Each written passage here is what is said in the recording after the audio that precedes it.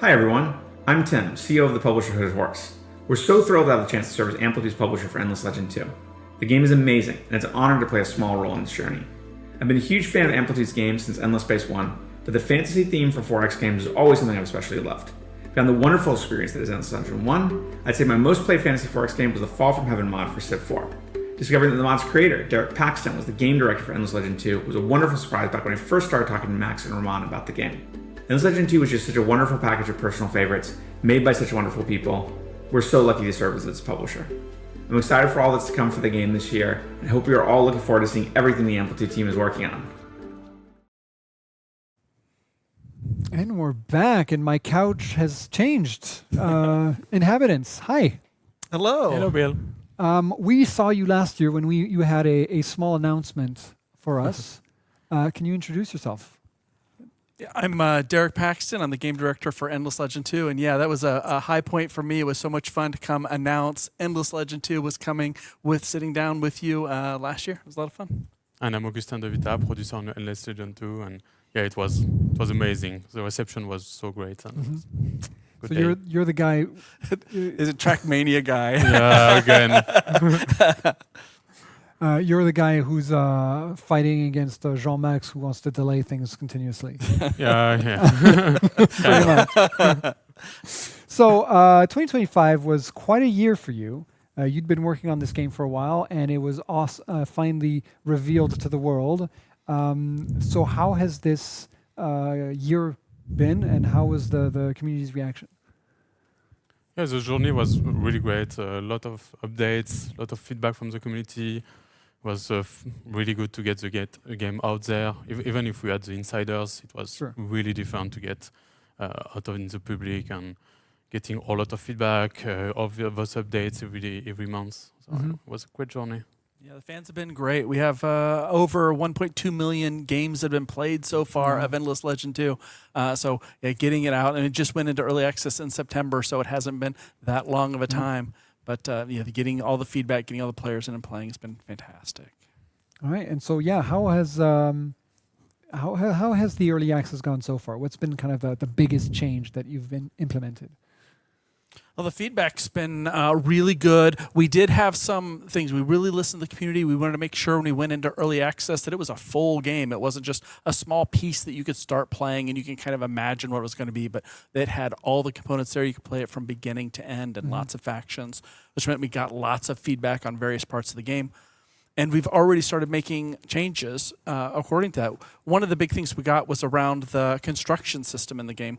Before, you would go in to build a district, and you would pick where you wanted to build it, and then you would place the district. And we switched that entirely, which sounds like it might be minor, but it was a big deal for the UI, for the AI and it works, and communicating to the player how those systems work, so that when you go in, you're choosing, listen, I want to build a laboratory. I want to make more science. So I pick that, and then it will say, this is where I want to place it. The nice thing about that was it's more natural to the way the player thinks, because he's thinking more about, I want influence, I want dust, I want science, as well as the fact that now when you say, I want a laboratory, the game can do a much better job of recommending to you and saying, you know what, if you put the laboratory here, these are the bonuses you get, or you could put it over here and you get these different bonuses. So it was able to give the players much more information about the way the system worked. But it was pretty top-down change to the way that whole flow worked.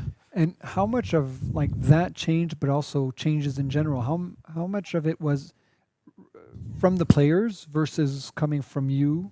How much of it was feedback from the players where we thought, oh yeah, no, we went down this direction, but actually we were wrong. They're right. We need to go this way. Yeah, a lot of it, actually. Like, even if all the balancing, for example, all the military, the battle, AI, also a lot of feedback are coming from the community, and it's way easier for us to have all this feedback, and then we can act on it, and we can also think, and they propose things. Of course, sometimes we agree, sometimes we disagree, of course. Sure. They propose some crazy things, and we're like, oh no, we're not going to do that thing. And they also don't necessarily know the end game vision. Yeah, also they don't know everything about the game. So we we also have some production constraints also. Yeah, and we went through, like you took us through lots of changes to the way that construction worked to try to improve that system, even through the Insiders program. Like we'd make we hear players are having issues. Yeah. Let's try to make these changes and make it better, make it better, until we finally got into early access and we got the feedback, and we're just like, you know what, there isn't a UI change that we can do. Yeah, there we isn't need a to training redo change. Yeah. So it's been a lot of changes where it's funny because a lot of games, when they go out in early access, they only have like Act 1 available. Yeah. And then Act 2. You decide to have the entire thing available from the start. So now are you just kind of adding depth to the entire experience over time, over all this early access period? It really means that we have availability to respond to all the player actions, because we weren't fully staffed to add all these missing features. Like we had multiplayer that came in during early access, so that wasn't right at the start. We have custom factions that are coming in that aren't in. But really our schedule was free enough that we could listen to the community. We could say, hey, listen, we weren't planning to do that, but we're getting lots of feedback in that area. So, let's go and take care of it. Yeah, right. So it's really important to us to have a free time to answer to the community, listen, talk with them, interact, and then do things that they want us to work on, and not just say, oh, we have this feature coming on, we cannot do this or that. It's a temptation all through development as you get close to early access, because there's never enough time to say, you know what, after early access goes out, then we'll add that faction in, then we'll do that. But we'll let the tomorrow guys deal with that. But you're the tomorrow guys too. yeah, and that's what Augustin pushed for. Listen, let's get that all done. Let's get it all in. Let's get it finished so that we do have free staffing to be able to do things like completely go revamp the way that construction works in the game, and things that we hadn't anticipated. Yeah. So far, what have you changed in early access? I mean, obviously, buildings you mentioned. First patch was into battle. Yep. So that changed, balanced all the units, the encirclement mechanic. So a lot of things changed, over time. Did you have a focus with each update? Yeah, we try to have a big change in all updates. The third update is the biggest one with too many things, maybe, especially multiplayer and a lot of other things. But yeah, for the first one, it was mostly battle, because we know we had some weakness and some balancing to do, and encirclement was a good feature to add to answer a lot of issue on balancing and about the fun also of the battles. Although I know players really like the new battle system, and we brought in EL2 compared to EL1. But yeah, it was firstly answering that, and a lot of other things, of course. The designer for battles is also a little crazy, so he's definitely always advocating for it would be a little better if we did this too, and he's usually and right. Everything. Yeah. Let's nuke everything and redo everything. Yeah, multiplayer was a big deal for us to put in. Like I was a little surprised. We first went to early access. Whenever I've done early access before for 4X, I've never had multiplayer as that initial start, because we want player to focus on the single player experience. Let's make sure that's right, that's good, before we're trying to troubleshoot multiplayer and the single player game at the same time, and then it will come later. But a lot of players really wanted multiplayer. Like we were getting just tons of feedback on it, and so we really wanted to make sure that got in. So we got that out in the December update. We had it out for test. Anybody who wanted to get in early and try it out could do that. But for the December update, it went public to everyone, which was great to see, and lots of players coming in. We did a night where we played with anybody in the community that wanted to play multiplayer. We would jump on and we would play a multiplayer game with them, which was a lot of fun. Yeah, I'm surprised that it was such a hot topic, because I play a lot of 4X games. And I very rarely play multiplayer. Sometimes, but for the most part, it's a very, single player experience, because it is one of those things where you start playing and then 5 hours later, oh my God, I need to go to bed. And you can't necessarily do that, with friends all the time, or you'll just hop on and play a few turns and then, I got to do something else. So it's harder when you need to organize those, those evenings where you say, all right, guys, we're going to play for 3 hours. Yeah. It's not a little game you can go in and play for 45 minutes and then be done. Like it's a longer game. Oh yeah. I when we played that community game, it was about 2 hours in the game that I played. About like turn 120, like the game was over. Like victory was certain. Wow. It was all locked down. It was a really good game, but we got it over in 2 hours. That's quick. Yeah, because the community member I was playing with destroyed me. Oh. Absolutely lost terror. He was so much better than I was at the game that, it was 2 hours and it was embarrassing, honestly, but he did a really good job and tore me apart. It is incredible. We were talking about that for Endless Space 2, how at a certain point, the community knows so much more about the game than its own creators. I like you putting it that way. That's great. That takes the stress off of me. Well, and I mean, for games or anything else, for movies, you'll be like movie bloopers where people will confront the director and say, "Did you know that on?" And of course, the director doesn't know or doesn't remember because it was 20 years ago. But fans are diehard.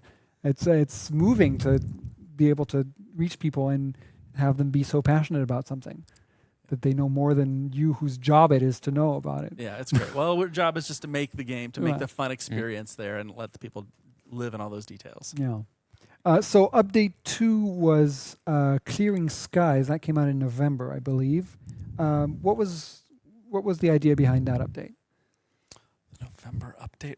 That was it was a new okay. You're supposed to remember these things. I've got the cheat sheet. Okay. There was a new main HUD. Ah, yeah. Oh my gosh. Of course. The zone of control and the TAUC. That was something from the community also, Okay. saying that the buttons were all over the place on the HUD and missing some information, the science, for example, things like that. And we were a little, are you sure you want the science? And we're talking with also the VIPs and all the community. Are you sure you want the buttons on the left? And our UX, Leo, did a great job, like clearing the sky and making it better. There was, at the same time, we are discussing the new construction menu for December. So it was all on plan, and it was great. We sent it out to the community on amplifiers. Say, this is what we're going to do for the HUD, and they told us, I like that, I don't like that, I like that.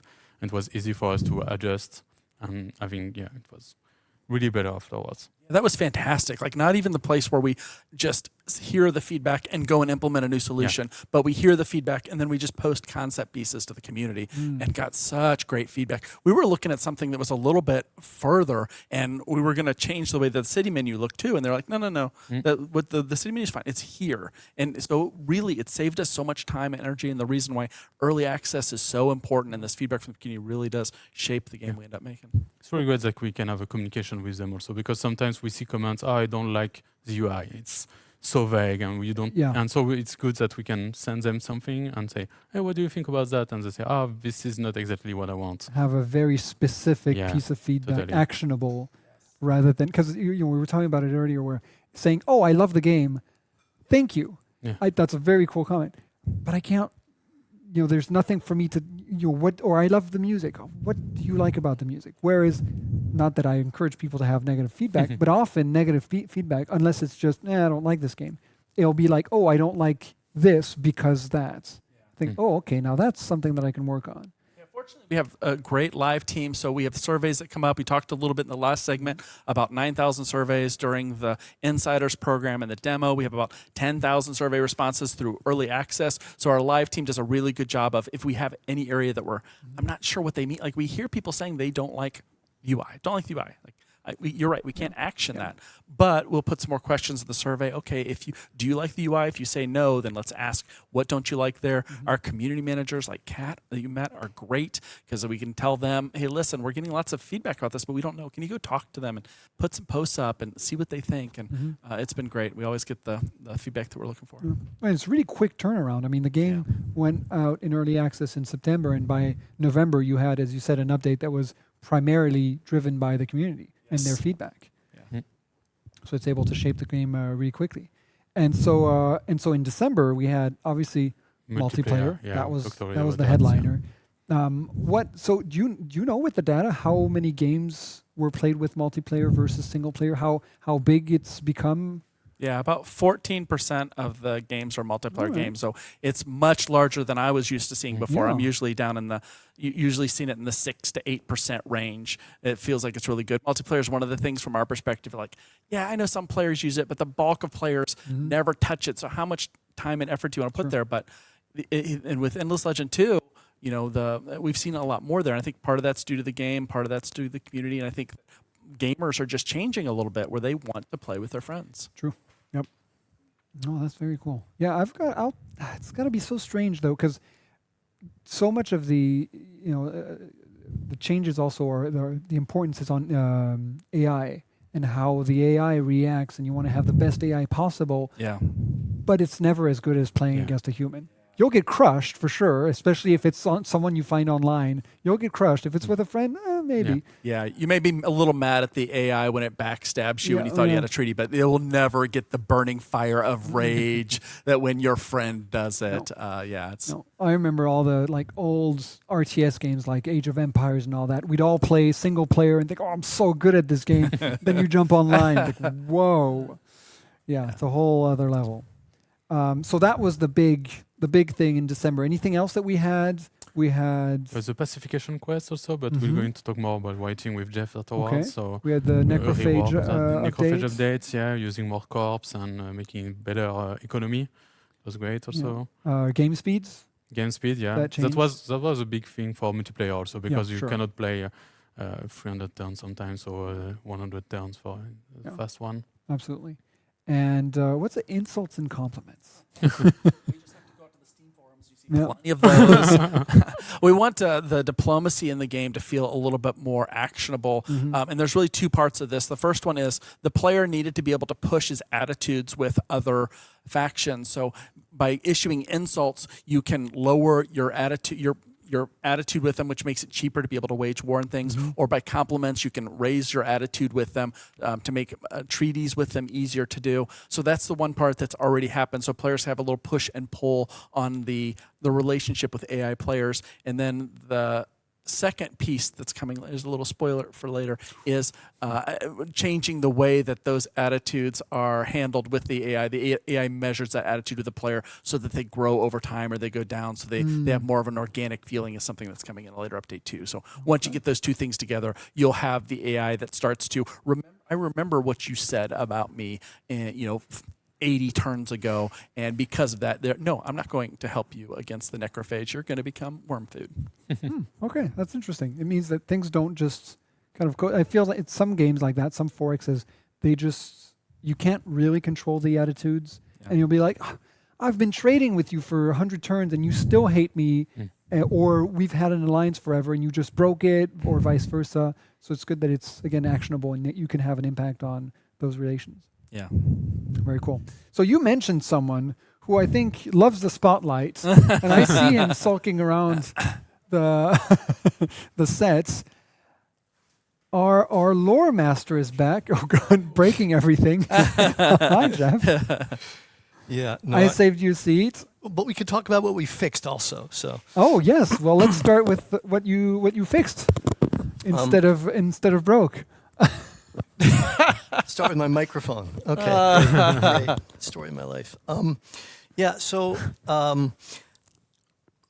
Endless Legend 2, from the point of view of everything that's a narrative, has been, we changed a lot of things. The community is sitting there going, yeah, duh. Typically, particularly with the faction quests and the pacification quests, any of the quest content, the way we used to do it was big piece of artwork, block of text, sometimes a literal wall of text, player decision, and then we move on. But one of the things that we initially wanted to do with the whole idea of the faction quest in a 4X game was push more RPG, push more sort of player involvement, push more interest in the factions, or in this case, the characters. So what we ended up deciding 5 or so fateful years ago was to go with dialogue rather than the block of text. It was a big change, and when you make a decision 5 years and early in dev, and then dev goes on and things change and things evolve, and the image you have in your head when you're writing it, you feverishly, it 3 years ago, and the way it comes out on the screen, it's not the same. And the community picked up on that, strangely. They're good at that. picking up on that. And they're vocal, which we usually like. So what happened was it was pretty clear, and Derek has been very, very helpful in saying, okay, let's look at all the feedback, step back a bit, because I'm like, they didn't like my words, and I get all panicky, and Derek's like, dude, no, it's okay, he's American, he can say dude.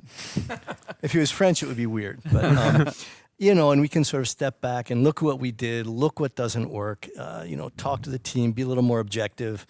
and then go through and start applying fixes and changing things. And we don't necessarily want to lose everything we were trying to do with the RPG aspects, but we realized that we had to smooth them down a bit, take off some of the rough corners, that kind of thing. Specifically, the pacification quests changed radically. They used to be, a couple pages of, dialogue when you include the objectives and the choices and that sort of thing. Mm-hmm. And now it's sort of intro kind of flavor text, 2 maximum, maybe 3 lines of dialogue, and you're done. And that's the whole thing. Huge change. Yeah. Generally, it's been, I think, pretty well received, pretty positively. I think one of the things we heard at the beginning was too many clicks. I have to click too much. I want to play the game. Yeah. I want to get back to my spreadsheets, and you're making me click through dialogue. Not everyone is there for the story. It's not like I love the new pacification quest because when you start it, like it gives you that little wall of text, and that wall of text is much more descriptive. You come across a village full of impoverished people. You can see that there's a forge, right? Jeff's writing is much, but never use my writing. But it's good. Actually like descriptive of the scene in front of you instead of just trusting that the beautiful art, which the art in the game is gorgeous, just the beautiful art will sell that. So now you get more story, more setting, more context, and then you have a little bit of the characters talking, where before it was 7 or 8 back and forth between 2 characters, which were 7 or 8 clicks that you were doing. Yeah. And now it's much, in my opinion, more flavorful and more direct. So it's not that the writing is lost. It's just that it's not only characters talking back and forth. Okay. Yeah, and that was, we've gotten really good feedback about that. That was one of the big things we did. Going through generally tightening the scripts, simplifying things, squeezing them down a bit. And now we have a few other things on the plate that we're looking at as far as presentation, as far as what happens when the 2 different characters speak, that kind of thing. I don't know if you guys want to add more about this. So keeping the substance but changing the form, simplifying it. Yeah, and we've gone through the tone in the game. So there's some characters that when it first went to early access, I would say things that might be some modernisms that have been taken out. So we've gone through like all the quest lines and said, you know what, that doesn't sound quite right, either from, that's kind of a cliche, a modern cliche, let's get that out, let's make it more to the setting, or saying something you feel like, I don't really feel like that character would say that. Like sometimes the necrophage, Prime, the leader of the necrophage, would say something and he would sound a little bit unsure. And you say whatever you want about the necrophage, they're not unsure. Like he is confident and aggressive. Like he should feel everything. Like I know the answer to all these things, and it usually involves putting that in my stomach. He is going to march forward. So those tone changes for all the quests are going into next week's update. So you can play that now. It's out publicly. People want to grab the PTB build, the player test build, but it'll be out next week. So those changes are coming. So lots of writing changes have been happening. Based on player feedback ever since the beginning, and will continue to happen. Yeah, mentioning the necrophage, another one is the necrophage. Basically, there's a pool of events, and the thing is, unless you're going to write the event for every single faction, which is impossible volume and cost-wise, all the leaders are going to have similar lines. For a lot of the factions, if you're having sort of a diplomatic meeting with something, or meeting a person, or you have to explore something, that works. Not with a necrophage. So we've pulled a lot of events just out of the necrophage pool. So they're just players not even going to see them anymore. Because, you go for an event, you go, someone wants to talk to you, that gets in the way of dinner. So we just took those out. Yeah. So there's a lot of changes like this in not just the words, not just the structure, but the design, the approach, the way it's presented, the content that's presented. Really trying to get back to that sweet spot of, something that's worth appreciating, but it doesn't take too much time.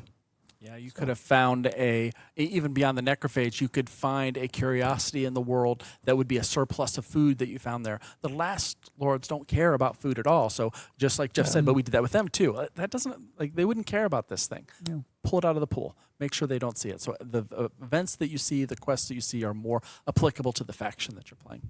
Okay. So Derek, you mentioned next week. Yes. Tell us about next week's update. No, go ahead. Steady tides, right? Yes, yeah. So there's lots of things that are coming. The big things that we have in next week's update are we've changed the way that the victory conditions worked. Another piece of feedback we got from the community, victory conditions were very direct before. You could win if you had 6 technologies in the last era of the tree. That was one of the ways that you could win. It was very linear, and to balance them, we just had to make them harder and harder to go up that tree, and it wasn't a lot of fun. And the player's way of going for them was pretty much, there's one path to get there. Well, what we decided was more fun is to break everything into 3 overall paths and put multiple objectives on them, so that one of them does require you have to have a couple very advanced technologies, but you need another requirement too. So it's a lot more interesting. Players have a lot more strategy on how they're going to approach each of those. So that's a big change for the victory conditions that are happening in next week's update. Another big one for me, because this doesn't sound big, but it is huge, is we changed the way that militia works. Prior to next week's update, you had militia. The amount of free defenders that you got in all your city was an empire resource. So all of your cities had exactly the same ones. From your capital that you founded on turn 1 of the game to that new city that you just built 3 turns ago, which meant when I'm going to attack or I'm going to war, I don't have hard and soft targets to go after. Every target's about equal, so I might as well go after your capital. Sure.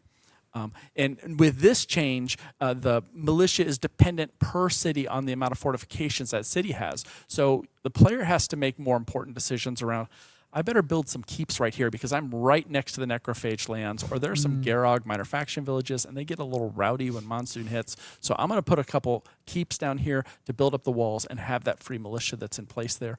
Or they can make a decision and say, nope, this is completely in the back of my empire. It's safe. I'm not putting I'm not going to waste any time on fortifications. I'm going to go all science in this city. It's going to be all laboratories, which is a great plan until Tidefall hits. And now suddenly there is an open land that's connecting me with the Last Lords, and they're mad at me for whatever reason.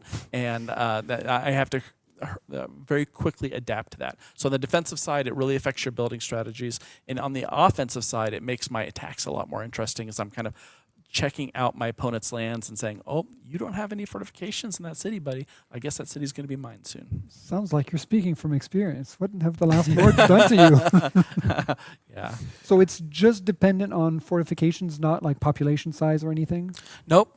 It's just on fortifications because we want to make sure the player isn't going to get this for free. He has to make a decision about this. It's not you can just grow it up. We don't want food, which controls population, to suddenly turn into defenses. If you want to go a food city, you'll get lots of population, and that will get lots of yields from it. But you're at risk of being taken over on the military side, where if you go with keeps, then you're not building food, you're not building science, but hey, when the necrophage come knocking, you actually have a wall to stand between you and them. All right. Yeah, that's the same crazy battle designer, right? Who's doing this stuff? Yes. Right? Him again. Yes. Yeah, He's not alone, but yeah. And what's the update on hero skills? So in December, we changed. You want to talk about hero skills? Yeah, I can, yeah. In December, we changed all the attributes worked on equipments. So we wanted all equipments, instead of giving damage or things like that, to change the number of attributes you get on heroes. So it was easier to balance. It was easier also to know that, I need this armor because it's giving me resilience or something else. And we didn't have time to go over all the skills, and we left it like unfinished before the holidays. And so now it's completely finished. That crazy designer finished the work. And it's great now. It's all balanced, and way better. All the skills are working with the equipment and the resilience and all the attributes. And it's a whole package, and your heroes are more powerful, but also more balanced. And you have to make decisions on which skills you're going to use and all of that. It's with the equipment you have. And I think it's really better and easier to understand also. You don't have to make more choices. Everything you do is really impactful for your hero now. Okay, very cool. All right, over onto the March update, which has 2 very significant elements, I believe. Which one of the 2 do you like best? For me, of course, custom factions. Yeah. And I know you agree with that, with that. So how does that work, custom factions? it's kind of simple. You just select what you want out of a basket, and then you do like, okay, I want Last Lord with units from a minor faction and with traits from aspect or something like that, and you mix up that, and then you get a new custom faction. It's really, really great. We also have some specific traits, and some crazy traits that we need to finish before the release. So I cannot tell which one are the best and all of that, but it will be really specific to the custom factions that you don't see in game. So it will be very different to play with the custom factions. And so is it completely customizable? You can make this overpowered faction, or is there maybe a point cost to these different traits? There is a point cost to them, Okay. but we intentionally, we're not trying to super balance them. We want players to have fun. So there's a couple of the traits out there that were like, if they combine this and this and this, it's going to be more powerful than the base factions. But that's okay, because that's fun for them to combine A, B, and C. We try to make sure that the costs are there. We do only give players a certain amount of cost. They can't just pick all of them if they want to. And there's plenty of them that get you some points back if you take them and you have a negative there. You can't build any dust districts with this faction. Like, you could choose that. You get additional points to spend elsewhere, but yeah, you're going to have to work that out. And for example, in multiplayer, can you activate, have a checkbox saying no custom factions, or? Yeah, it's planned to have that. Yeah, you can remove those, or you can play as crazy as you want. Yeah. I mean, you can play 6 players with on each player have a custom faction, crazy one. Cool. So more control for the players, basically. Yeah. Yeah, More we're not a content. super competitive game. Like, we're not an esport, so we try to embrace that by saying, "Hey, listen, when you're playing with your friends, we want to just, unless we absolutely can't, we want to just let you play the game you want to play." And even if you were to play it competitively, you just hit that checkbox. Yeah, for players the that don't want to. factions Yeah. that you Exactly. do work on balancing for. Yeah. So Yeah, exactly. We're not going to balance the custom faction. It would take ages. No. There's Oh, you endless can't. possibilities. Yeah, you cannot do it. Yeah, but okay, this costs 3.2 points because that's what it. Yeah. Yeah, that does make sense. Totally. And tell me, what about what's the Endless Monsoon?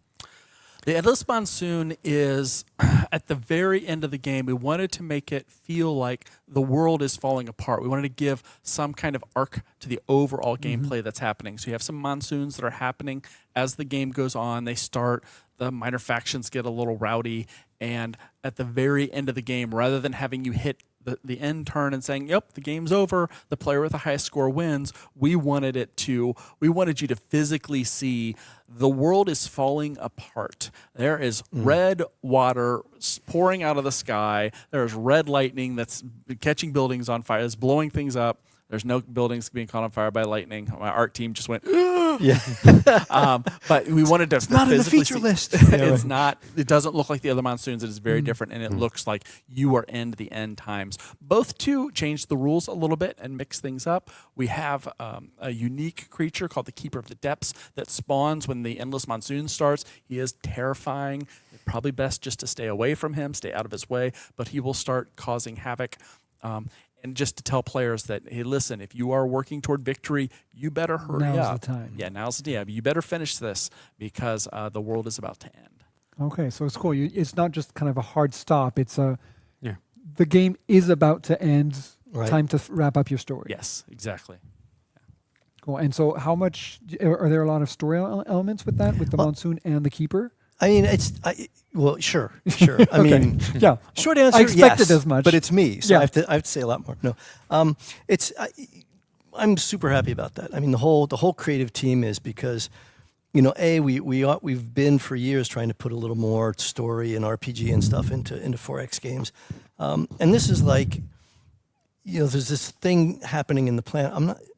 We can spoil. No, I won't spoil. Anyway, there's a thing going on, and the monsoons happen in the seasons, and the tidefalls, and to me, it just makes sense. I mean, at the end of Legend 1, the world became an ice ball, right? It was working up to that. At the end of this, it just becomes a giant, messy monsoon. But that's where it's been going, and so to me, it's sort of the logical narrative conclusion of what the player has been going through.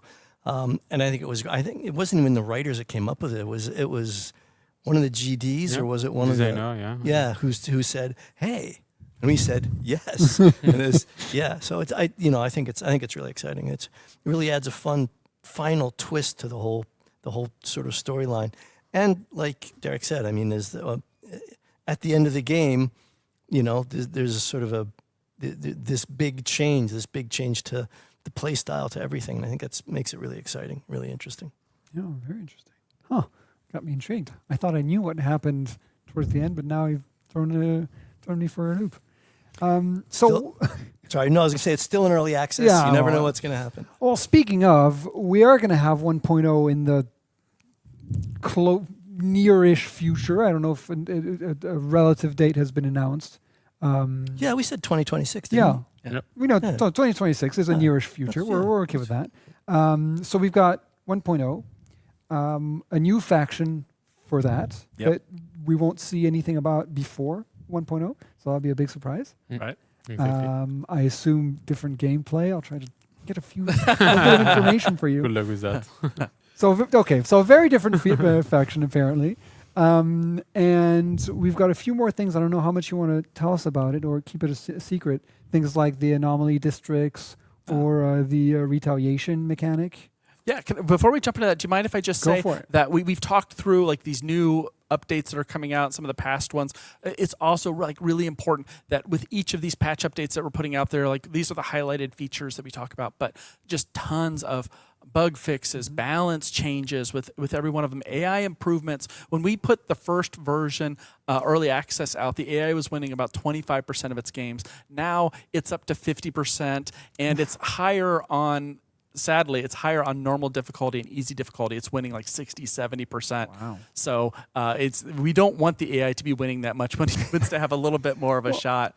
And how much of it is because there are a lot of new beginner players jumping into the game versus older veteran players who can't handle the new changes? You're 100% right. The reason that the AI wins more against normal players on the default difficulty is because they're newer players. The AI is better and harder to beat on the high difficulty levels, but the players that are selecting to play on endless difficulty are the expert players. But what it tells us is we need to make it even harder on those endless difficulty levels, because if you say challenge me, we're going to challenge you. Yeah. And on the normal and easy difficulties, we may need to tune it down a little bit. Maybe let people lose on their first game but win on the second one once they've gotten the hang of the mechanics. Yeah. So that's really helpful for us. But yeah, all those changes, writing improvements coming in every build. So each of these, like we talk about these couple things, but if you look at our change logs for each build that they put together, it's massive. It's huge for lots of stuff that's happening. Well, yeah, we always talk about these. Oh, we've got the endless monsoon, but also we fixed 200 different bugs that we got feedback from. Just little quality of life improvements that are happening all over the place that are really nice to see too, and really important to improving the game. On the two things that you mentioned, you want to talk about one of the two, retaliation or anomaly districts? Which one do you love? Which was your favorite? Let's go with that. Yeah, it's another. Is that the crazy designer? Yeah. Again. Yeah. But he's doing a great job. I think it's something we need in the game. When we did the battle at first, we say no, we don't need it because we have all of these other aspects, the skills, the hero, all of that comes together. We don't need retaliation. So retaliation is when you attack, you get damage back, and it's easier for balancing. It's easier. So it's not just I go with my big army and I just go and attack, and then after it's done. We added also the zone of control in an update in December, I think, and it was also to get more depth in the combat. So you get 3 armies attacking the same guy, and it's easier for you to attack. Retaliation is about the same, like how I can get more depth into the army and not just I move my army forward and attack. Can I go on the side? Can I wait for him to go first and come and all of that? So more strategy. More strategy, exactly. Stack of or doom tactics, rather. Yeah, tactics. Tactical. It's even at the strategy level, because we have players that have the stack of doom mentality. If they make their army big enough, they can kill you without taking any damage, and then they can just keep rolling, and they're impossible to stop. Well, retaliation prevents that because, you may win. You're stronger than me. You're going to win, but there's going to be some attrition here, and you're deep in my territory now, and you're being worn down. So you're going to have to make some hard choices about maybe I better turn back. So it's really important. The other one is the anomaly districts. Players from the beginning have been asking for, love the anomalies there. I put my city down right beside them. I'm getting the bonuses. They're good at the beginning, but about mid-game, my districts are actually doing much better than them, and we want the players to have a way to upgrade them. So that's going to be coming in a future update as well. Okay, well, the future is bright. Yeah. Oh, yeah. Well, I can't wait to see everything that you've talked about coming soon, but also all the surprises. Because not only you've got the headliner of a new faction for 1.0, but there are a lot of other things that I'm sure you're keeping quiet. More things that the crazy designer is preparing. Whatever you'll let him do. Well, it's really the big thing is what is the community looking for, right? Yeah. It's responding to them, listening to them, and saying, "All right, cool, we got these things done. Now, what's the thing that's bothering you most? What is it that's making this not the best Fantasy 4X you've ever played? And let's talk about it. And let's see what we can do." Addressing the problems, but also making sure that each different playstyle has their own faction that works for them. Like, for example, I'm very, economically and science driven, but someone else might not enjoy that and just wants to, fight their way through to victory. You want to make sure that all those different profiles get a good option. Yeah, one thing we talked about balance changes in each, but one thing we didn't talk about at all is one of the designers, not the crazy one, Julian, made a They change. are crazy a little, but All the that's just my designers. point of view. That's what Game Prod always designers. says. Made a change to the starting districts that each faction has, and I was very skeptical of it. Oh my gosh, you're really going to force players into a certain corner. If I start as the aspects and I can't build dust districts until era 2, until about turn 40 or 50 before I can get to those. I'm used to, if I want to go dust early on, I can do those kind of things. But he changed the starting progression for all of the factions to make them very specific to what they do. So now when I start a game as the Tahook and I have that turn 1, I can drop a laboratory. Like, that's a big deal. I can start my science path right from the beginning. And the early feedback we're getting from players is they really love it, and it's worked out really well. So making sure that each of those paths are very different, each faction plays differently, is something that Amplitude's always done very well, and we want to carry forward within this Legend too. Oh, good. Well, make sure there's so much replayability as well, because you are going to get a completely different experience by playing someone else. Yeah. Very cool. All right. Well, thank you so much for your time. This has been very interesting, seeing the past, the present, and the future of Endless Legend 2. I'm very excited to see what else you've cooked up for us.